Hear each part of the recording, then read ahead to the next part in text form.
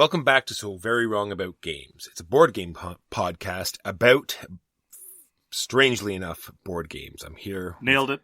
I'm here with my great friend, Mark. How are you today, Mark? I'm very well, Walker. How are you? Good. We are going to talk about the game that we reviewed last year. Then we're going to talk about games we played this week. We're going to talk about some news, what happened in the last 4 days, Mark. And then we're going to talk about our topic, which this week is false expectations, prejudging a game, or a game experience, I guess. For example, one might have the false expectation that I had properly prepared for this episode. For example, by making a note of what game we should discuss during the as yet unnamed retrospective intro segment, the AYURIS.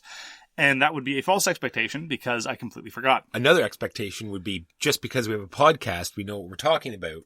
Also a false pre-connect. Well, fortunately, we kind of advertise that we're completely clueless in the title of the podcast. Well, that's just coverage, right? Yes.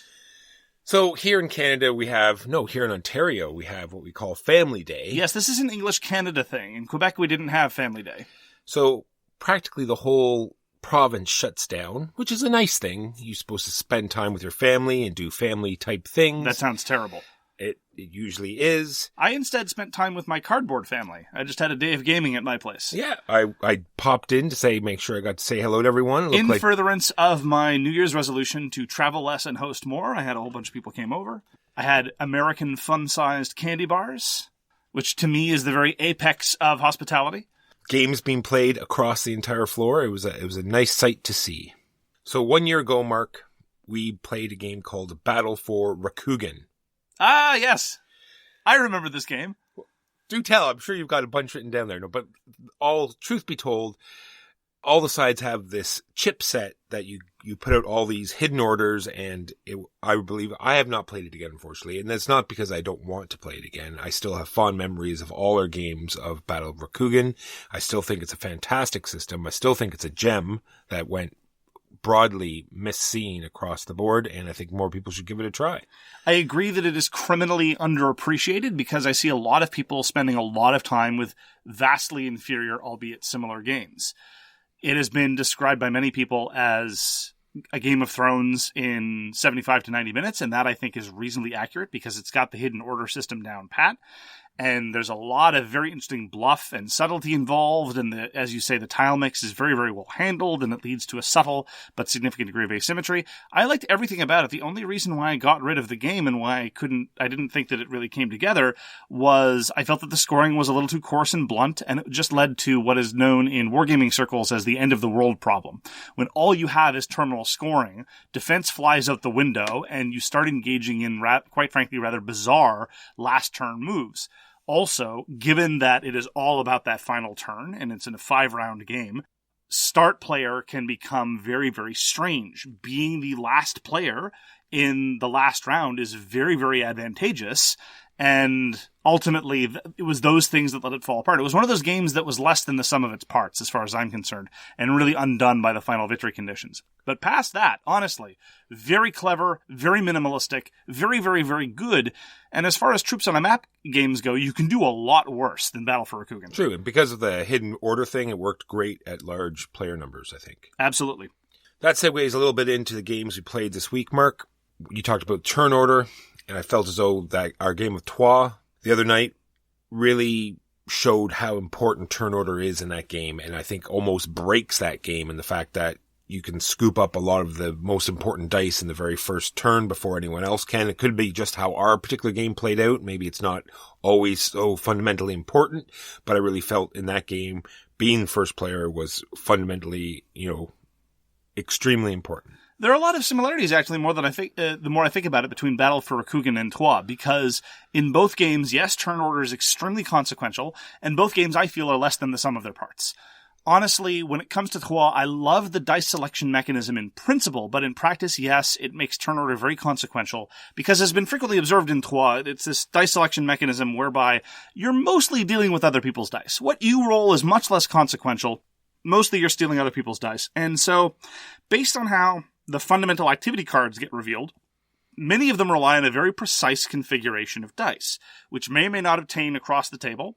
And if they do obtain across the table, probably one person is going to be able to take advantage of it, which is admittedly somewhat reminiscent of Black Angel, namely that there are these very sort of opportunistic, possibly single-use, possibly second-use combos you'll be able to use. You can't rely on them and pump them regularly. And that part, I think, is fine. But ultimately, when it comes to Trois, I think the rule set is very clumsy in a lot of ways. You know, talking again about those activity cards, which are random every game, and yes, that leads to wonderful variety, but they sometimes require, 3 or 4 explanations to properly parse. It's like, okay, you trigger these dice, but first you have to buy the dude. Oh, you don't have to buy the dude, use this other currency to buy a dude, then you buy the dude with this money, that gets you some points now. Now you can start using the card. Okay, you trigger it with the dice, that puts some cubes out, then the cubes don't do anything by themselves, they piggyback, etc. In an otherwise tight Euro game, I think that's a shame. And secondly, one thing that we encountered very seriously was the random events that you get every round can be quite consequential. Oh, you were pursuing a strategy where you wanted to max out the cathedral? Sorry, you're going to be whacked. Or something along those lines. Same thing with the activity cards. You might be building towards something and then the activity cards you want don't obtain. It's really telling, and this sometimes happens with Euro games, with dice, where the dice aren't the problem as far as randomness is concerned. It's really the cards. And I really wish that with a tighter card set and with less strangeness about how those cards are activated, I think you might have something. But Trois was brought to the table under the general standard of, this is a Euro game I remember playing a couple times when it came out, and I have fond memories of bits, but remembering it not really hanging together. Let's give it another shot. Oh yeah, I still don't think it really hangs together properly. I think maybe when you introduce people to it, maybe emphasize more on the cards that they are the actual actions as opposed to, bumping people out and trying to increase your dice pool. Say, these are the actions that you're going to do, because it seems almost they quickly grasped, the different stations, and then thought maybe because in most games when you flip up a card, it's usually a side thing or something you can sort of ignore because, it's something that's on the side, but those are pretty well the fundamental main actions of the game. That's fair. Thank you for blaming the victim here. No, it's Mark, always the rules explainer's fault. I didn't mean your rules explanation. I meant in general, Mark. Right. And again, that leads to that disappointment. You're right. The cards are very, very salient, especially as far as the victory point generation goes, which makes it all the more disappointing when the tier 3 cards come out, which are by far the most consequential, and they reward a strategy that you haven't been building towards. Or they happen to fall into the lap of somebody else who just happens to have been really benefited from that. That plus the weird events, and the events can lead to a strange death spiral. If you can't counter the events fast enough, well, then you start losing all your red dice, and the red dice are the things you use to counter the events to begin with, and it's this bizarre thing. Anyway, there's a lot to like in Trois, just as there's a lot to like in Black Angel. Trois, for me, and Black Angel are very much sort of, there's lots of really good bits that I like. It doesn't quite hang together in a way that's satisfying, and I wish that element could be brought together in a slightly tighter, slightly more cohesive package.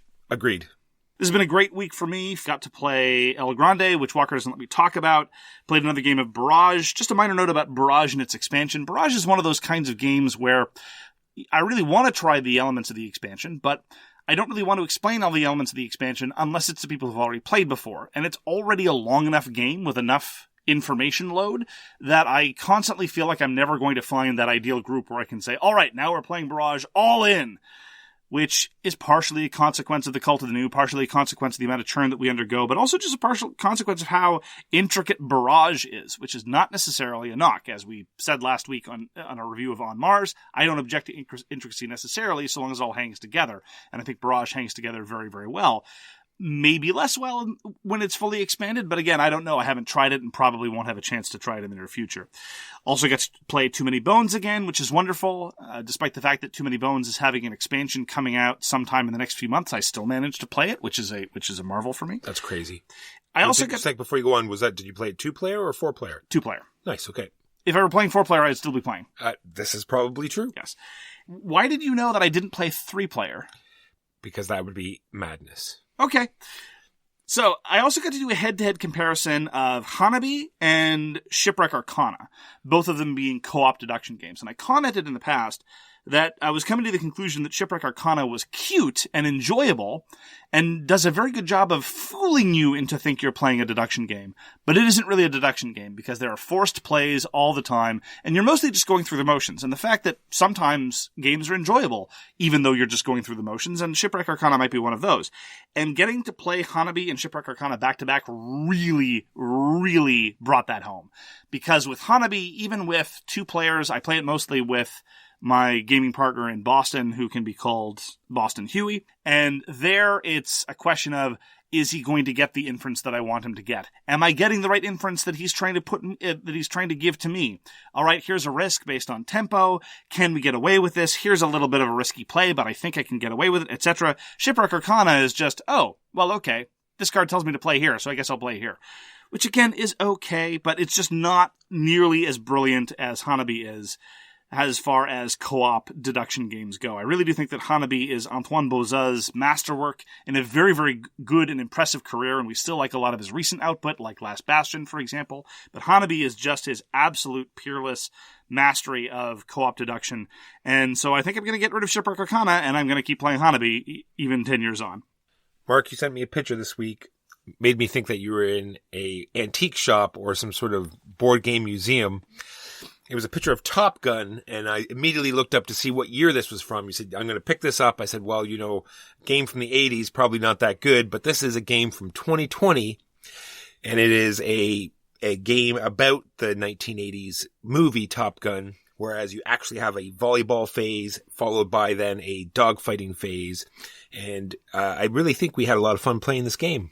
So can we agree that we're going to be adults talking about this game and not going too deep into references? I promise nothing. I really think you should try, Walker. Well, here's the deal. So the Top Gun strategy game was designed by Kenny Loggins, and it's suffused with enough pink to make you think that it was like illustrated by Anthony Edwards' splattered brains or something. I mean, it's hardly the act of a maverick to shoot down a licensed mass-market game, but you'd have to be some sort of Iceman not to want to slide on into the absurd delight of the Top Gun strategy game.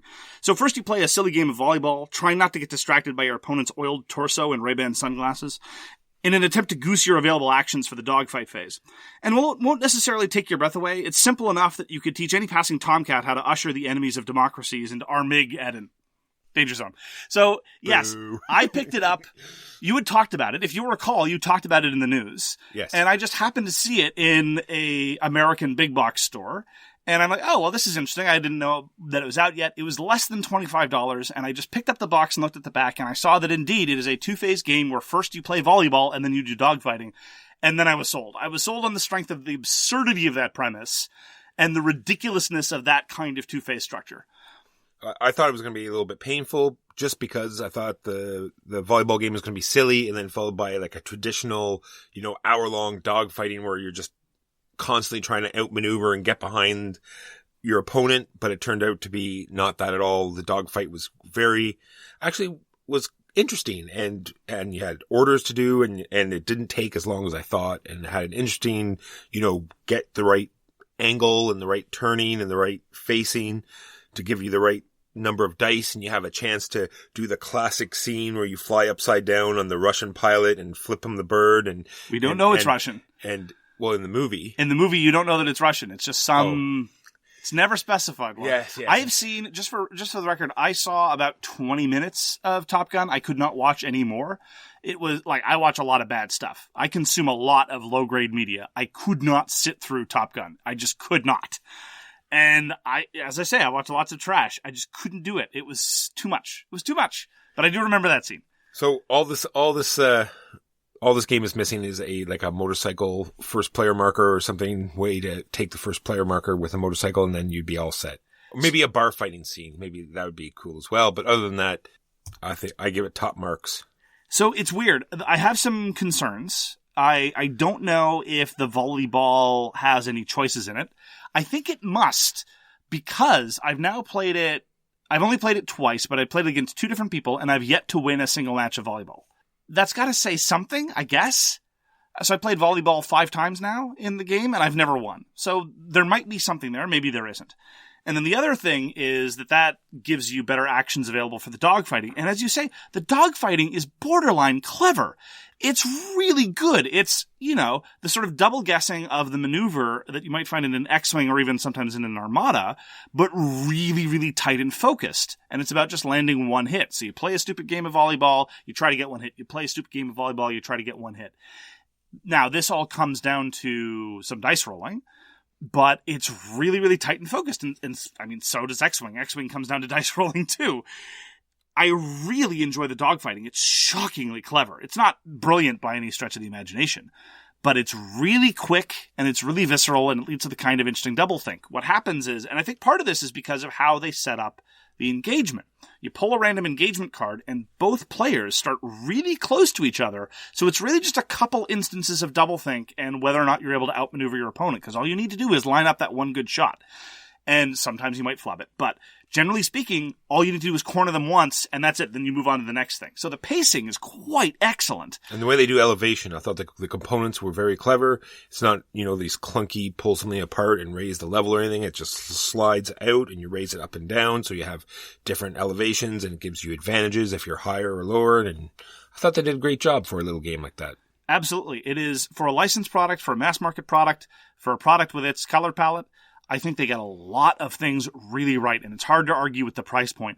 I don't know if it is merely cute or if it is also actually clever, but I, for one, am very interested in finding out. For a 2-player game, I thought they did a great job. Absolutely. And that was the Top Gun strategy game.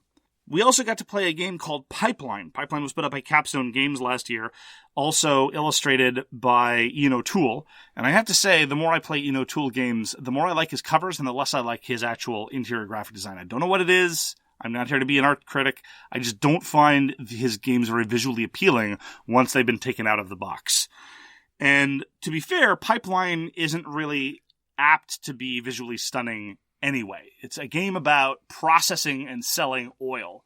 So, crude. Yeah. So, no pun intended, it's a very, very dry theme, presented very dryly.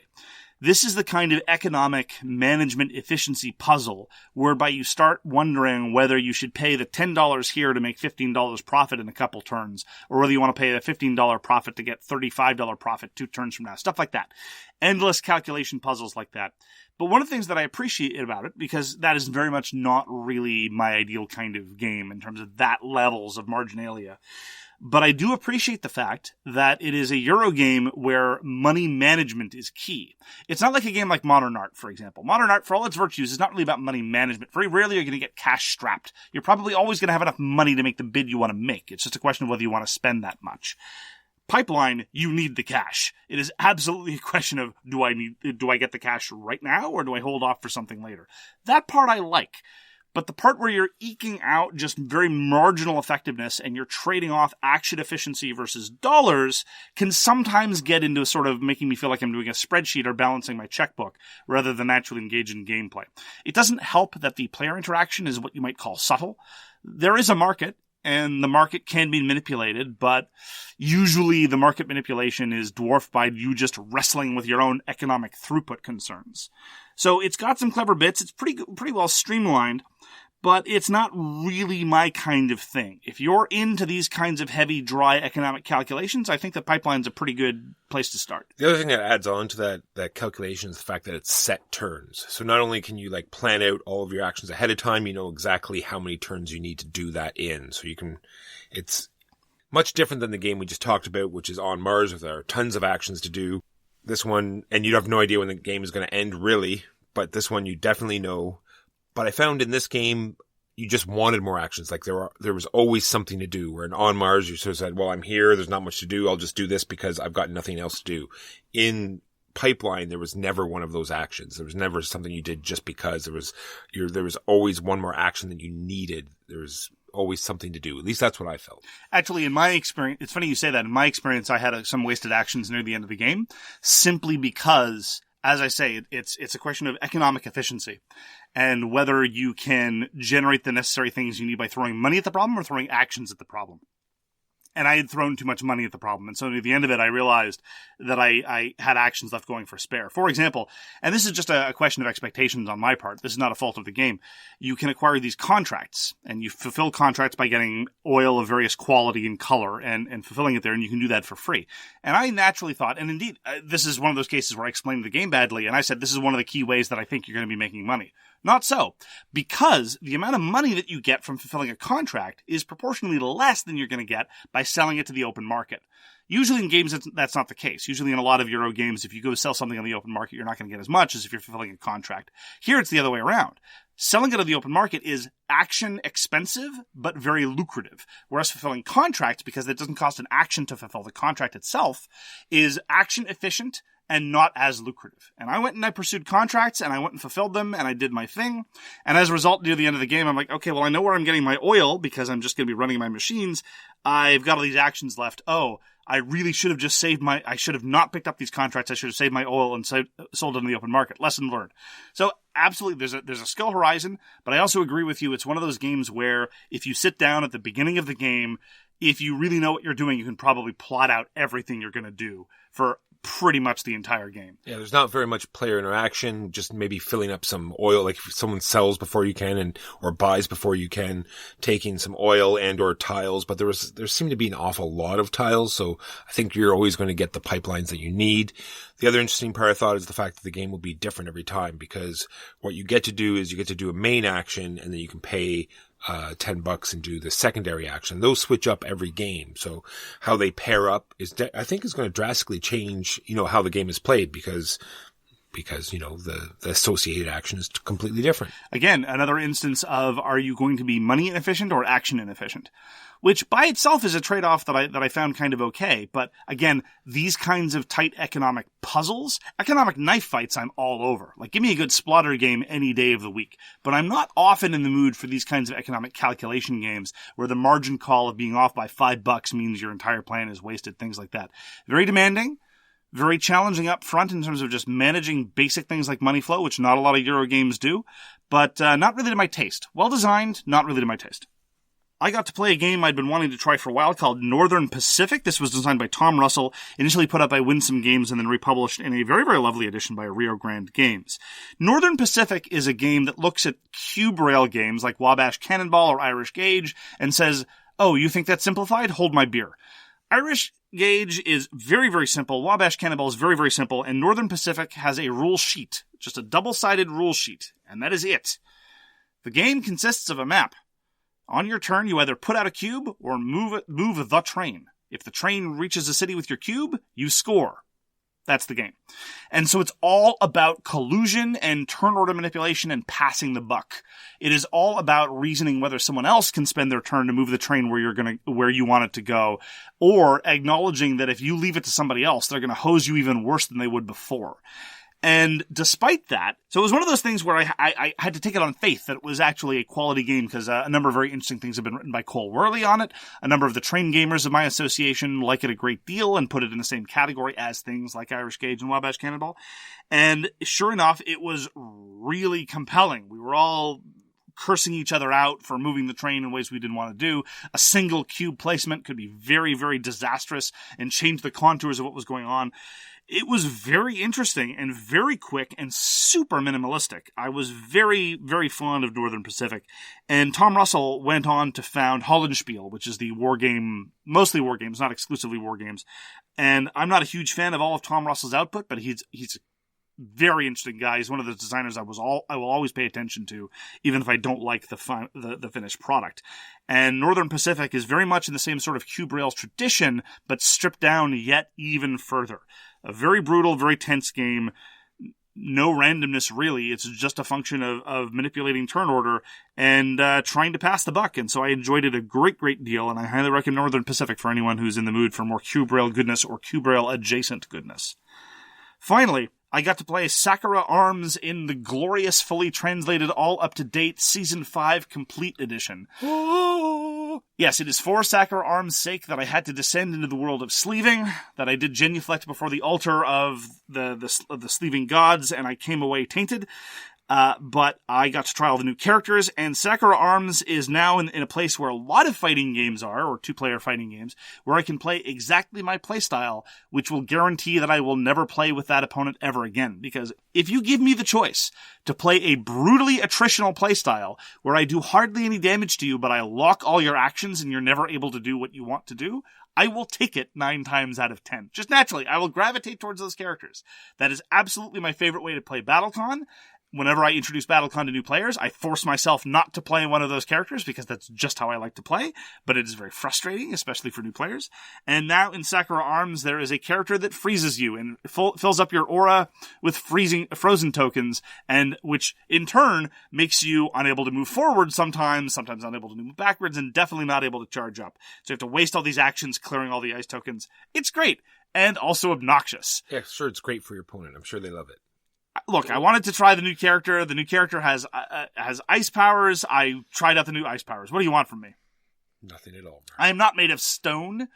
I had a great time anyway. So again, this is one of those things where Sakura Arms' character roster is now sufficiently deep that there's a wide variety of possible playstyles. And all the standard, I could put it in terms of the technical vocabulary of fighting games. I don't think that would necessarily be appropriate.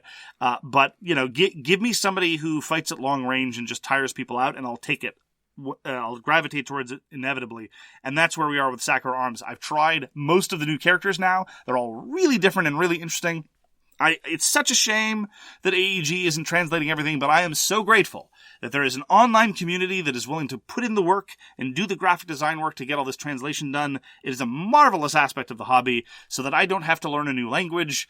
And I am endlessly grateful for all the listeners, because it's listeners that made this possible. Listeners that got me the expansions, listeners that have given the translations, listeners that have condescended to me talking about how sleeving is so easy and how could I be so stupid and ignorant as to find it difficult or challenging or daunting. So thank you equally to all of the listeners who've helped me on this journey, and I'm looking forward to many, many more experiences with my lovely, complete omnibus, missing nothing, full jerk freeze mode of Sakura Arms. Does it fit in the original box, all of it? Define original box, because there's the Shinmaku edition, and then there's the expansion thing that came with a lovely box with a little bit of modification. The lovely expanded box will hold every character just one more expansion set, and I'm going to have to figure out another storage solution. Ooh. That's where we are. And those are the games that we played this week. And now on to the news and why it doesn't matter.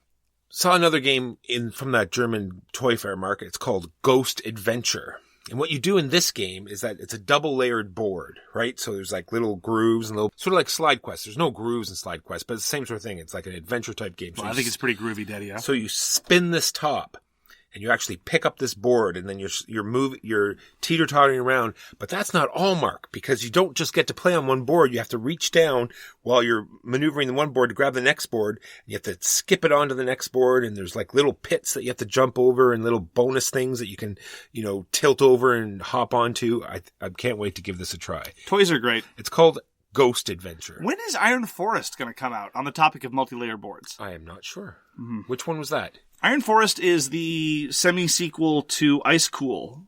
Ah.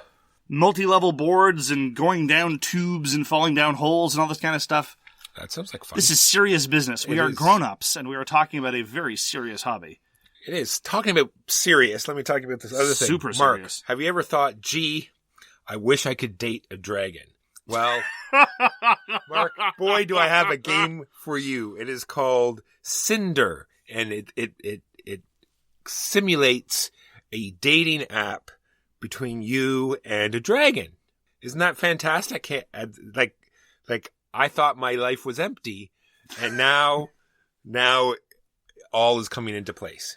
Maybe this is on the heels of the latest Rick and Morty episode. Who knows? It's possible. Here's the thing. I have found dragons aggressively uninteresting ever since my days of D&D when I was like 14, 15. They're just like the most blunt power fantasy imaginable. They're just huge and incredibly strong, and they can get away with anything, and they have all the dollars. I don't find them interesting. Anyway, you had me with simulates a dating sim, because on the topic of trash media that I consume, I am a sucker for any kind of love triangle anywhere. I neglected to mention in the context of the Top Gun strategy game, I am waiting for there to be a Macross retheming of the Top Gun strategy game, because Macross Plus is basically Top Gun and a million times better. That's one of the reasons why I didn't find the movie very compelling, because I have endless comparatively high quality media about fighter pilots and their ego contests. Anyhow, setting all that aside with difficulty. I am looking forward to a game called Sonora, which is a new type of game called a flick and write. Sonora, like snore. Okay, go ahead. It's quality humor sure, that keeps us paying the bills, keeps the lights running here on So Very Wrong About Games Walker. It better be really good with a name like that, because So this is advertised as a flick and write game. Now, I don't know if... Flick and write. Yeah, I don't know whether flick and write is kind of like putting chocolate in with the peanut butter, or this is orange juice with your toothpaste. Because we don't really like roll and write games, but we love flicking games. This could be the way to salvage roll and write, or it could be the way to ruin flicking games. Frickin' right it is. See what frickin' right it is? Walker, I love you, but you need to give up. Flickin' right? You need to really give up. Sorry. You need to move on to the next segment now. You've killed it. I can't play this game anymore. Speaking about killed, Mark, I got my copy because I paid for advance shipping. I was going over some Kickstarters, and this was October 6th, 2016. We both pledged for Siege of the Citadel, 2nd edition, the Techno Fantasy board game. It is now 4 years later, and you still do not have your copy. The only reason I'm bringing this up is because, I got the flood of emails from every Kickstarter project out there about the coronavirus and how it's delaying production. I just thought about this one that's already 4 years, late, have the gall. Well, it's not 4 years late. Yes, it says, I looked it up today, estimated delivery, 2017. Yeah, it's not 4 years from 2017 yet. Well, okay, sorry, true enough. So It's 2 years late. Right. 3 years late. Yeah, so there's a number of things going on here. One of them is I get to be the lucky one because I have not yet had Siege of the Citadel inflicted on me. We both pledged hoping that it changed, and as we commented, having played it the base game a while ago, nothing has changed. They've modernized close to nothing. We are drowning in quality dungeon crawls, and it is not one of those things. But I was actually going to talk about the coronavirus. This is fascinating because in addition to the normal uncertainty of the post-Chinese New Year situation, we now have a number of updates from factories saying they literally have no idea when they are going to reopen. Or if at all, yes. You're right. So this is really unfortunate. Okay, look, let us obviously compartmentalize this, yes. Right? The death of every human being is a tragedy, and it is terrible that a number of people are suffering, that people have already died. And, I mean this in all sincerity. My heart's going out to everyone that suffers and dies from any pandemic. But keeping things in perspective, right? The number of people who die from influenza every year is vastly higher from the number of people who've already died from the coronavirus. And I'm not saying people are overreacting. I'm just saying we need to keep things in perspective. We got through the SARS epidemic. The coronavirus is probably going to be another thing that we weather.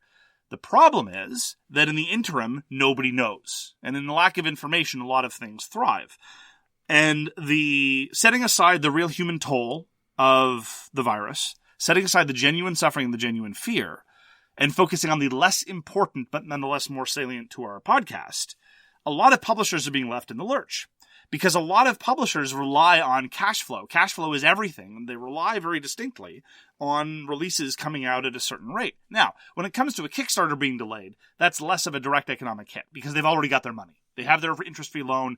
It's problematic. But if they need to sell a game at a con, if they need copies to arrive at the right time to go through the retail distribution, and they were relying on a hit X weeks after Chinese New Year, and now they have a supplier telling them we literally have no idea when we will be legally allowed to have employees come back on the premises. This is a massive deal, and I have to imagine it's causing considerable economic harm to our hobby. Yeah, or if you have a game that relies on expansions, right? It's just come out, it's a big hit, and you expected, expansions to pour out right after, and now they are not coming. It could be a game that will just pass away and die.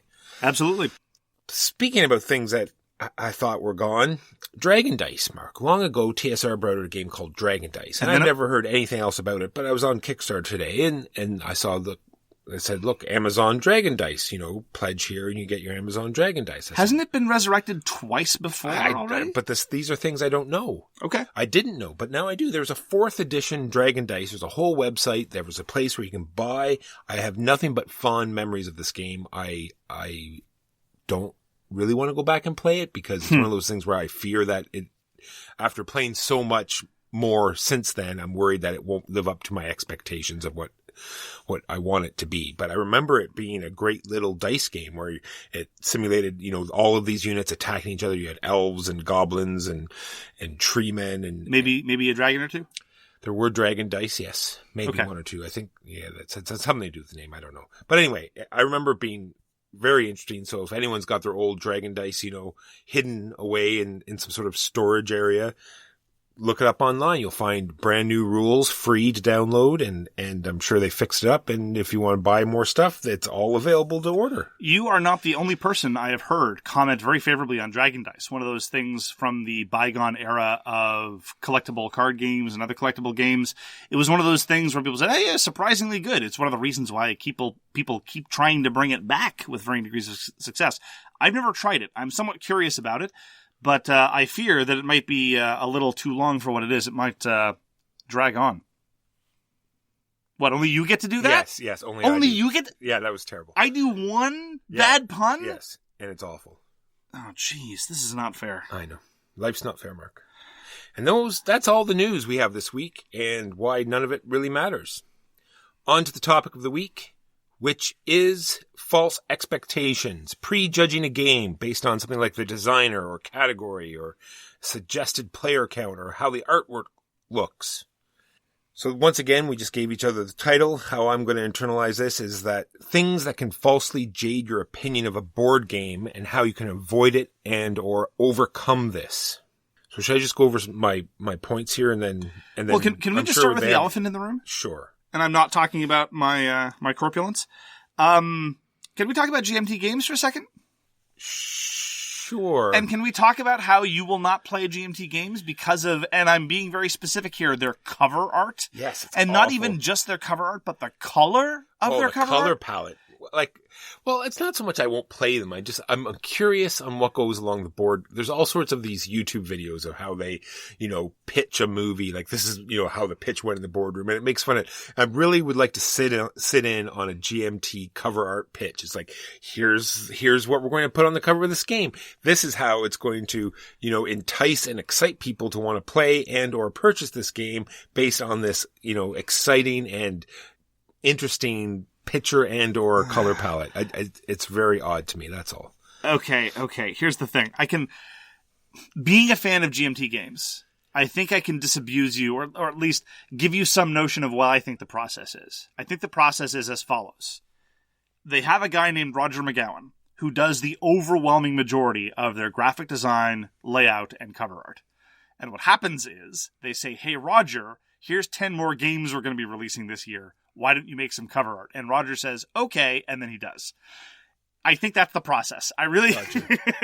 And honestly, for what they're calculating in terms of how to appeal to their customer base, keep in mind, GMT Games did something like Kickstarter way before Kickstarter was a thing. They survive mostly on a pre-order system that they pioneered. It's different from Kickstarter in a number of respects, in that you are charged no money until it is already in production and at the printers and ready to be sent to you in a few months. So that is a big difference. But they have been producing things only in response to online demand for a long time. And a lot of their output is driven by that. Some of it isn't, some of it is. So cover art is not really much of a thing. It's mostly driven by, I'm interested in this theater, I'm interested in this time period, I'm interested in this designer. So the shelf appeal of the game after the fact is usually, I think, less of a consideration for someone like GMT. But it should be 100% be, because they've already got, like you said, they already have their customer base. People who are pre-ordering and ordering this game are going to do it regardless of the cover art. I think so, yes. So the cover art is solely to entice new people to their product that have not seen it before. Right, but they rely on less of that appeal for the proportion of their income than, say, another game that... Okay, I just thought maybe they're in it for money, but apparently I must be wrong. Like, here's the thing. On the topic of GMT covers, right? You are not the first. I had not encountered this deep a prejudice against the visual appeal of a game until I moved to Kingston, when you and a number of other locals would just opine on GMT games generally. And then I'd say, what's your beef with GMT games? Which ones have you played? To which the answer would then be, none. I'm just hating on the cover art. I think there's an aphorism about judgment and covers. I don't know. All right, so that does cover one part of our discussion. But just to circle back. Sure, let's circle back. You've enjoyed the GMT games I've shoved in front of your face. 100%. I mean, not all of them have been things that you were really interested in long term. Like, you're not really big on Talon, as I recall, but you recognized the promise and you thought that it was intriguing in a number of ways. 100%. So another thing about GMT, though, and then we can move on and talk about other things past GMT. GMT is also one of those companies where you really have to pay attention to their output, because in addition to the con sims and the war games, they also put out, lighter stuff, even from things like Chad Jensen and Welcome to Centerville. They also put out, straight Euro games like Dominant Species, also by Chad Jensen. They also put out charming things like Leaping Lemmings, which I thought was a very, very cute race game about running your lemmings off the edge of a cliff. And Thunder Alley by Jeff Horger, the race game. Very un-con-simmy things. GMT really is one of those publishers that does a lot of different things, and so you have to be very, very careful about paying attention to their output above and beyond the fact that their cover art is certainly only but always appealing to those of a discerning palate. Always solid things from GMT, that's for sure. I wouldn't go that far. Their editorial, GMT was also very much like Kickstarter before Kickstarter, was also very much of where their development process could be all over the map, where a promising young designer or a promising designer could be paired with an excellent developer and they put out a solid product that's really good, all the way to some guy has this game and may or may not have play tested it. And oh, by the way, you're going to need living rules 5 seconds after the thing is released because there's a tremendous amount of holes and it doesn't really hang together. And oh, by the way, it's 10 hours to play. So I'm a big fan of GMT, but I'm not going to say everything they put out is solid. You've only experienced the curated bits of GMT games, Walker. So that does cover one of my points, which is bad artwork. How about just designer? Let's start with designers. Like people might be predisposition to a certain designer, either good and or bad. I'm really not a designer person. I don't really look to a designer, but if it's a game by Reiner Knizia, 100% I will play it every time. Other than that, I'm open to almost anything. I'm very much a designer guy, and there are certain designers who I know their output I will find reliably good, like Reiner Knizia or Rudiger Dorn or Karl-Heinz Schmiel or people like that. Then there are designers whose output is reliably fascinating, and I would never, ever miss a chance to try one of those designs. People like Jim Felly. Then there are designers where I have no idea what they're going to come out with next. And the salient example for this for me is Vladek Vadal.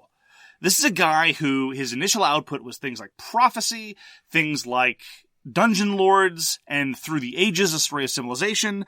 And then he comes out with things like Bunny Bunny, Moose Moose, and Codenames. And I remember when Codenames came out, and the response was, oh, Vladek Vadal's got a party game? All right.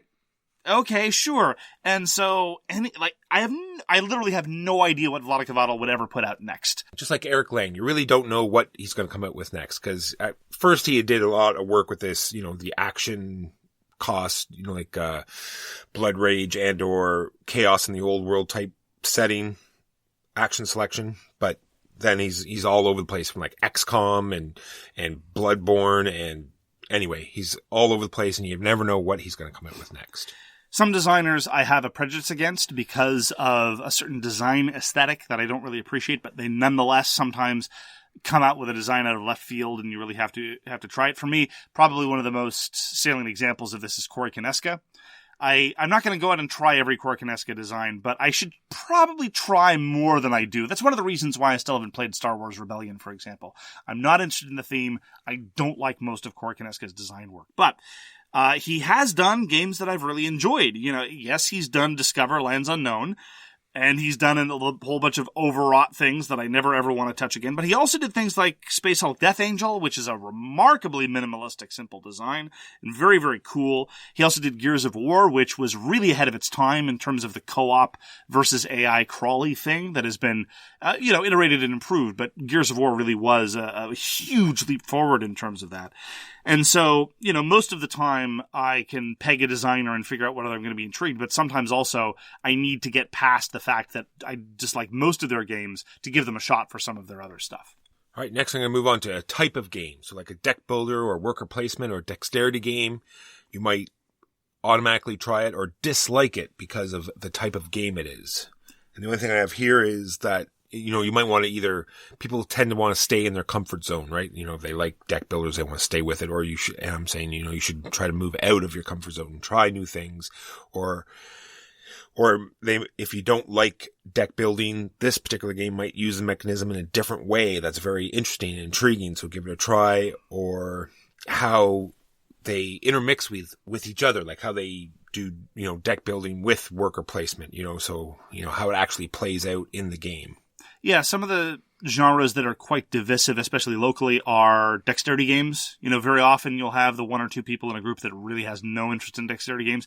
And that's fine, I understand that. Dexterity games are very much different from most of the more strategic or tactical fare that we normally play. Social deduction games can also be very divisive.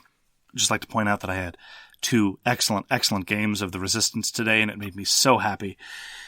Another very divisive field is co-op games. A lot of people, and this is more about people I've read about than I've actually encountered, but there are some people who have a very strong antipathy towards anything that's competitive, and then there are lots of other people that have very strong antipathy towards anything that's cooperative. Now, thankfully, the hobby is big enough now that if you only ever want to play co-ops or only ever want to play competitive games, you can find just a tremendous variety just in those lanes. But those do tend to be some of the more divisive ones. And yeah, I really think that if you hate co-ops because you just think that it's a shared puzzle to be solved and someone's going to alpha game, you need to give things like Spirit Island a try. You need to try the ones that are really different from a lot of the other ones. Or games like Hanabi. Hanabi is, yes, it's a cooperative puzzle to be solved, but it's completely immune from alpha gaming, for one thing. And so usually if you find, you identify the one thing about a genre that you loathe, very often, if you look hard enough, you can find a game that doesn't run afoul of that.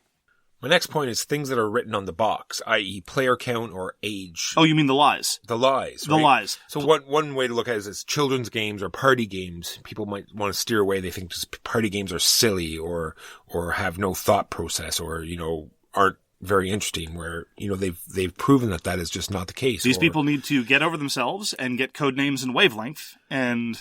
Exactly. And or dexterity games, maybe, just the fact that how interesting and fun they are. I've been fortunate. I've yet to encounter anyone who looks down their nose at a dexterity game just because it's, for kids or something.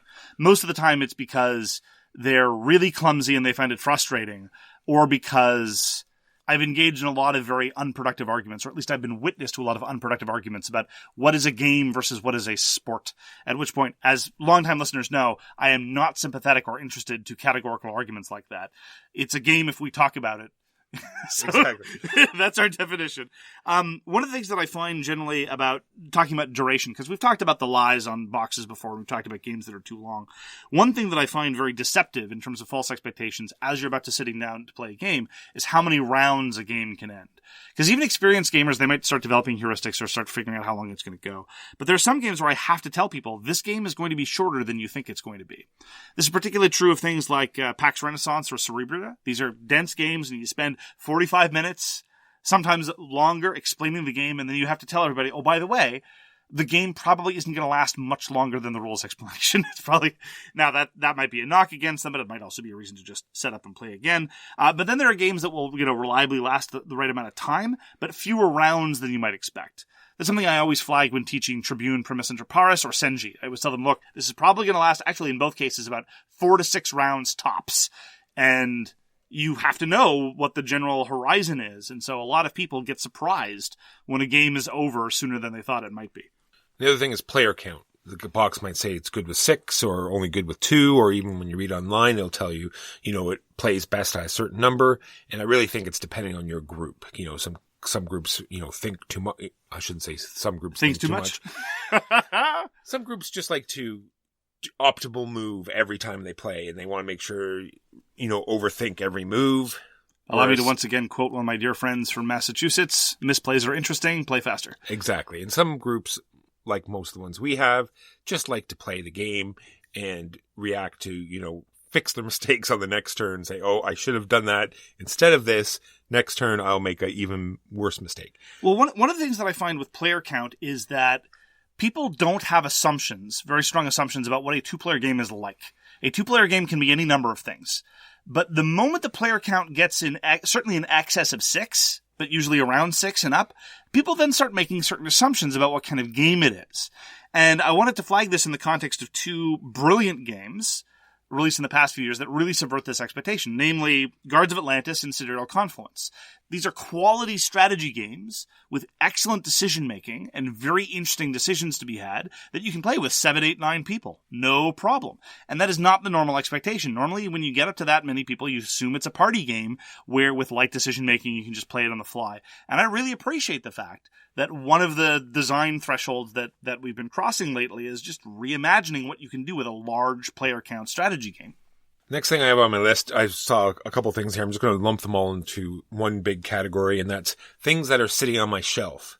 Now, why are these things sitting on my shelf? Because there's multiple reasons. One, there's games like the biggest Batman game that just came out.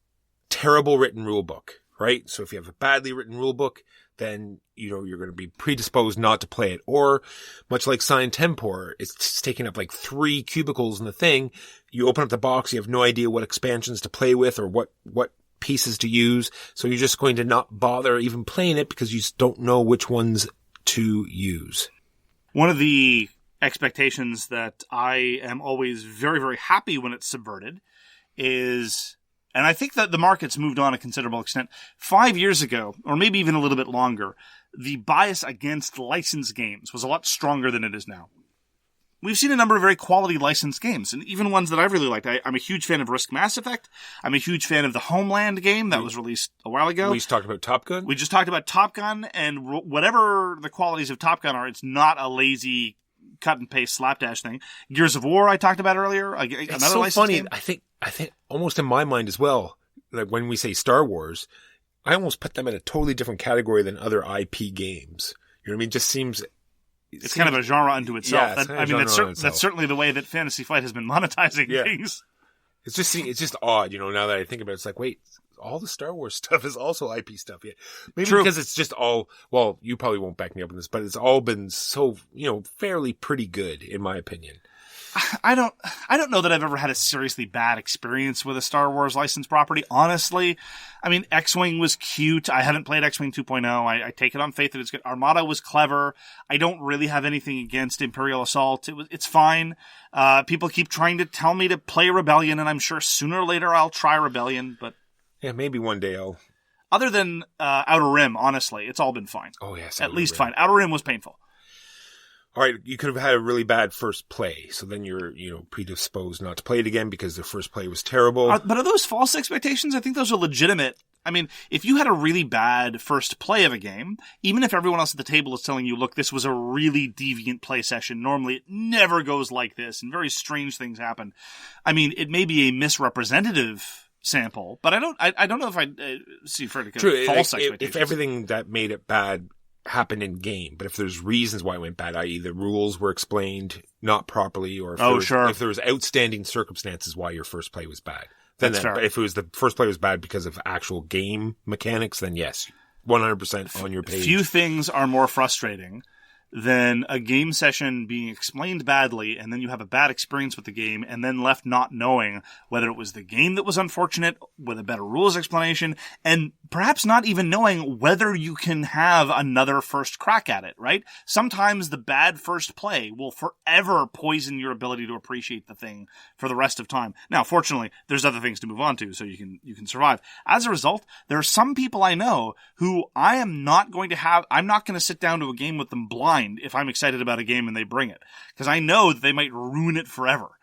I'm going to have to make sure that I've read the rule book before I sit down to a rules explanation with them. Mentioning no names in particular. I have no idea who you're talking about. No. You have really... No, I'm not. I know it's not me. No, it's definitely not you. You have upped your game considerably. Your rules explanation game over the past few weeks has gotten very good. Well, like I said, I think in my opinion, I thought I was a good rules explainer. Just literally for the past 3 years, I've just let you do it. And that was wrong of me. Let me repeat. Over the past few weeks, your rules explanations have been really good. Why, thank you, Mark. All right, so really bad or had to fight with the components or symbology in a game will make you not want to play it again. The Race for the Galaxy problem. Yes, or say if the game is unavailable. Like say if it's out of print, or some people just really want to add it. I don't know how to put this. Like they want to be able to purchase it. Like if they can't get the game themselves, or oh sure, you know what I mean. If they're not going to be able to relive this experience, like because they can't get the game, then they might be predisposed not to play it. It's true. It's a strange kind of collection bias, just the fear of the ephemeral, and I'm certainly sympathetic to it. And I talked about this other one: the look of the game, bad art, or it looks dated. Like sometimes you've brought games, I'm just like, when was this game published, in the 70s sure. sometimes? And that's a predisposition of it being bad. Absolutely. The El Grande problem. Oh. I remember actually, I meant to say this back when we were talking about GMT games, but the sort of Euro aesthetic of the late 90s to the early aughts, I'd say, where I remember, to me, the sort of dividing line is when Hansa Teutonica was published in 2009, and people said this looks like a throwback to a few years ago, because even then the Euro market had moved on. But, late 90s to early aughts, it was the frowny Euroman on the cover, that was peak frowny Euroman. And I remember around about that time, I was introducing some friends in Montreal to a bunch of games. And there was this one guy named Jules who was a younger guy. He was in early teens. And he had been raised on a steady diet of CCGs and Fantasy Flight games. He played a whole bunch of Fantasy Flight games. I'm like, all right, we're going to play these games. And I showed him Winky. I showed him Tigris and Euphrates. And he came away with his mind blown, and he uttered a line that I will never, ever forget when he was explaining to his other 12, 13, 14-year-old friends about having played some Euro games with me. And he said, plus c'est laid, plus c'est bon. The uglier it is, the better it is. And he was like this, and he pulls out the cover of Tigris and Euphrates with the Sumerian man with a pot on the cover. He's like, this is what a war game looks like. This is conflict. This is competition. And I'm like, I have done my job. I have made another disciple. Absolutely. And this is one of those things where, look, there are so many aspects to the hobby. Not everyone wants to be an omnigamer, and that's fine. That's cool. I don't wear it as a badge of pride. It literally is a description of the kind of games we'll play. We'll play nearly anything, from tabletop miniatures and role-playing games and Euro games, whatever. I feel blessed that I was kind of got my entry into modern gaming through the Euro game sphere, because it trained me not to care about what it looks like. It's true. On to the next part. If it got a bad review, so if you have... Who pays attention to reviewers? I don't know. Jeez. So but sometimes people listen to bad reviews. As a lot of our listeners say they like all the games that we say that we don't like, they like. So they listen to us to so we say games we don't like, so they know which ones to pick up. Honestly, I meant to comment on this during one of the year in review episodes. That is my favorite piece of feedback. Somebody saying, I listened to your review of this game that you hated, and based on what you said, I knew I would enjoy it, so I picked it up. That makes me feel good about what we're doing, honestly. Next point would be you might have played it with the wrong group. Maybe you introduced this game to the wrong type of people. Maybe you felt so it went badly, or it just did go badly in that particular group, and it would go differently in a different group. The game has offensive content in it. It might deal with old premises that you might not like, so you go in with a predisposition of not liking it. Games like Five Tribes, or games like this that have offensive content, bad offensive artwork, stuff like that. Maybe you'll go in with... That too strikes me as a legitimate reason not to like it, though. Because again, we... Sorry, not to... Yeah, well, I'm torn on it. I guess you can not like it in general, but not to like it as a game. Oh, you mean your distaste for the overall experience leading you to have false impressions of the quality of it as purely as a design element. Exactly. Right. I mean, at that point, we're getting into the splitting hairs of, do you properly evaluate its virtues in this one sphere, even though overall you're not interested in it? But from a holistic perspective, once again, just to, repeat what we've said over and over again, these are cultural objects and they should be appreciated as such. And as such, they have a variety of different factors that go into it. So from my perspective, I'm not particularly interested in deciding whether it's, if I find the game distasteful because it's got objectionable stuff going on. That's part and parcel. The next part is, I already talked about Dragon Dice, right? I didn't want to play it because it might be bad. So nostalgia, right? So you have predisposed to like the game because you have fond memories of you used to like it. So, or you have that deep fear in your heart because you played it and enjoyed it before you became a real hobbyist, and you wonder whether it can hold up. Exactly. You could be too close to the game, Mark. So you know, have a disposition to think that it's the best game ever. It could have been a play tester. Your friend could have designed it. It could be your own design. You could have been the person that bought it. When you pay a whole bunch of money for a game, sometimes you think it's the greatest game ever. Maybe you've painted some of the figures in this game. Maybe you've done some extra work. Maybe you've blinged it out or tricked it out. So now you've got some, extra investment in this game. So you might just think it's... And all of those are like many other things. They can cut both ways, right? I've seen it even in me. I've waited so long, / I paid so much money, / it was so difficult to acquire, that can either lead to standards and expectations that no game could possibly meet, and or blinders that lead me to overlook any of its faults. And it's mysterious as to when it's one way as opposed to another. I have no idea when it leads me to like something that I shouldn't or hate something that I should like. It's strange. As at one point, I should have tacked this in with the first play part, but maybe when you play it the first time, you were in a bad mood, or you were sick, or you're not feeling well, or something happened during the game, so now, it just tainted the whole experience of that game. Did I hit everything that you have? Is there anything you'd like to add, sir? I would like to add that you should play more GMT games. I would like to add that they should get a marketing employee. Well, that'll do it for this week. Thanks very much for joining us for So Very Wrong About Games. If you'd like to get in touch with us, you can reach Walker via his email, justrolledadice@gmail.com. You can reach me, Mark Bigney, on Twitter @TheGamesYouLike. For more public discussion, you can find the So Very Wrong About Games Facebook page. You can check out our Board Game Geek Guild, which is guild number 3236. And you can find us on Patreon. We were supposed to talk about our Patreon. We didn't. Oh, is this a times 5? It's a times 5. Oh, we have a Patreon. We have a Patreon. Thank you for all the people who donate to our Patreon. We are sincerely grateful. We really appreciate it. Really can't say that enough. I'm going to be starting a GoFundMe shortly to get me a new Mustang. I think, why are all these people dying if you get all the GoFundMes? I need a GoFundMe for a new car. But I'm going to be look forward, by the way, Patreon backers, to my review of the various Democra editions, which I'm going to be putting out shortly. So look forward to that. Yeah, we wouldn't be able to talk about many of these games if it wasn't for the people who help us on Patreon. So thanks very much for that. We read everything you send us, and we will get back to you if we can. Thanks again for tuning in, and we hope to see you again soon. Peace! You've been listening to So Very Wrong About Games, produced by Michael Walker and edited by Mark Bigney. Special thanks goes to What Does It Eat for generously allowing us to use their most excellent song, FOS, as our theme. You can find them at whatdoesiteat.com. You can reach us by email at soverywrongaboutgames@gmail.com or on Twitter @SoWrongGames. Thanks very much, see you next time, and always, try to be right, but remember you are so very wrong.